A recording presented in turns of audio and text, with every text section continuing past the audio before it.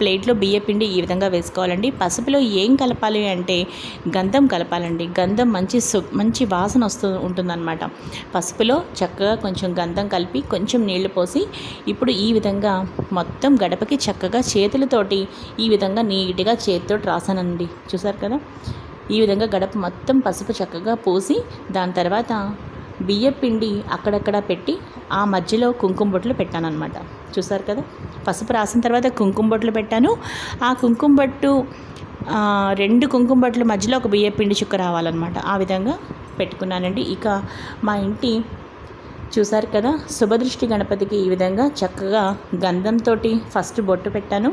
తర్వాత గంధం పసుపు కొంచెం నీళ్లతో కలిపి బొట్టు పెట్టి ఆ పైన కుంకుమ బొట్లతో ఈ విధంగా అలంకరించుకున్నాను. ఈరోజు వీడియో మీ అందరికీ బాగా నచ్చితే లైక్ చేయండి, షేర్ చేయండి. అలాగే లావణ్యాస్ లైఫ్ స్టైల్ ఛానల్ని సబ్స్క్రైబ్ చేసుకోండి. మరో మంచి వీడియోతో కలుస్తాను.